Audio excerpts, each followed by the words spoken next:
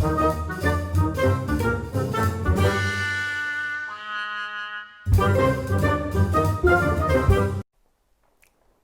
there, it's Vicky Fraser from Moxie Books, and I am here today with another book writing tip for you.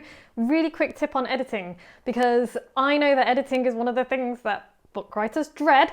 We all do, and I've spoken to a bunch of my clients over the last few weeks, and they're all like, I don't want to do the editing. It's like, I get it, because after you've just written 50,000 plus words, the last thing you want to do is read the damn thing word by word. Am I right?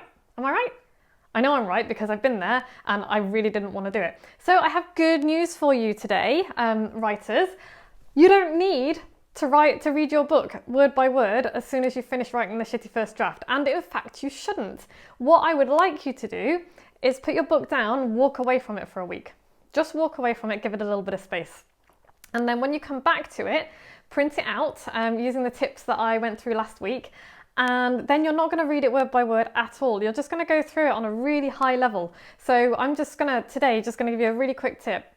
Print out the table of contents, go through that, and with a pen, like write on it, and be like, okay, so where was my ideal reader starting? Where was I wanting to take them to? What's the big promise that I was making them with my book?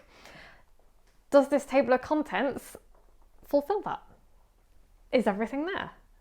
Do the topics flow? Have I missed out any big ideas?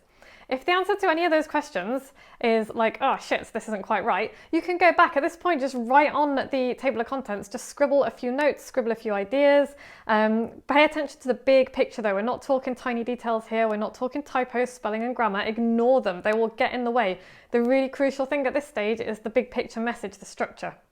Because if that doesn't work, it doesn't matter how many typos you get rid of. And I'm going to give you an example here from fiction. Have you read The Da Vinci Code by Dan Brown? Chances are you have. I've read it. Loved it. It was a great read. Crappy writing. Sorry, Dan Brown. I'm not a big fan of his writing. However, he is a masterful storyteller, because I kind of, looking at it in detail, I was like, oh, he's not a very good writer. Didn't matter. The story grabbed me right at the start and dragged me all the way through to the end. That's where we're talking big picture editing. That's where a big picture structural editor will really help you. They will be able to look at your book from right up here instead of right down here, and they will be able to look at the big idea, how it flows, whether it works together, all that kind of thing.